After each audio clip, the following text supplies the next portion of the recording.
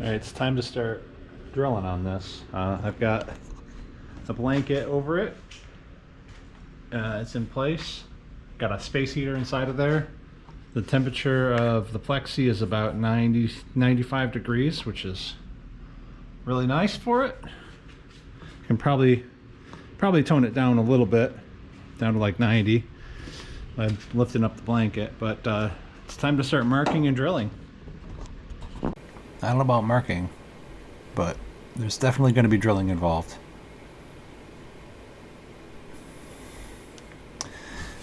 Why do they have you mark that? I don't know. Oh, okay. It's just an approximate line. And yes. Okay. The marking is sections. The plans, once again, I'm going to call out the detailed nature of the plans. They say drill these holes first, and they give you like I think it's like 4 or 6 different sections of holes to drill. So basically what you're doing is you're going from the middle outward and taking it pretty easy to get all the way, so that we did the aft middle ones there, those 5 clecos. And now we're doing the roll bar middle ones. There's, I don't know how many we're going to do here. Looks like 8, something like that. And then we're going to move back to the back ones. And I did use a tip from Andrew Kilroy on this, to, dunk your bit in some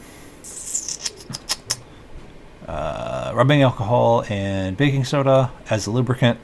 Unfortunately, I still did get one crack, but the reason I did it this way is I didn't use a plexi bit on this because I was drilling into aluminum on the roll bar. And realistically, what I should have done is used a standard bit on the roll bar and a plexi bit on the non-roll bar parts because they're not backed up by anything. But as I said, I did get one crack. I actually got more than, I think there was another one as well, but this one right here did crack, and it wasn't too bad. It cracked toward the outer edge. Here's a picture of it. I cleaned it up, and I hit it with some Weld-On number 3, which it's a very, very thin adhesive meant for acrylic. It's a chemical bond. So what it does is it wicks in there, and it like melts the 2 pieces back together. So while it looks like a crack, it's chemically bonded back together, as if it were one piece again. So yeah, I used that method on I had a little bit of a crack on one of the wingtip light leading edges for the landing lights as well, and I did that same thing there years ago without a problem. Okay, and now that those are all drilled, it's time to tap them. And tapping is a delicate process. First of all, let's step back to the drilling. The drilling onto the roll bar is interesting because of parallax. That's where, if you look at something from a different angle, especially through a piece of glass that changes the light deflection slightly, you might not hit it center. So it is very important when you're doing the drilling to make sure the drill bit is 100% perpendicular to the surface in which you're drilling, so it goes straight into the hole, the sort of like mini hole that's there in the roll bar. I think it was like a 1 millimeter hole or something. It was very, very small that we drilled up to number 40.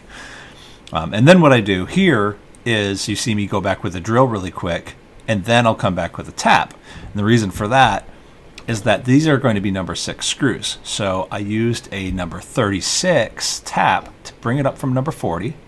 Nice, I don't know if it's a cobalt tap. I got them from McMaster. I got an explanation at the end of this video about that. But yeah, use the tap, bring them up a little bit from a number 40 to a number 36, and then tap them, and tapping them once they're number 36 is perfect. If you try to tap a number 36 tap for a number 6 screw, or if you try to tap a number 40 hole for a number 6 screw, you're not going to have a great time. Your tap might break. But a number 36 is still an acceptable clearance hole for a number 6 screw. So try that out if you're doing this. Highly recommend it. It worked really well in this case. Plus, there's something later on about using the taps to upsize some other holes for some other things later on the front canopy.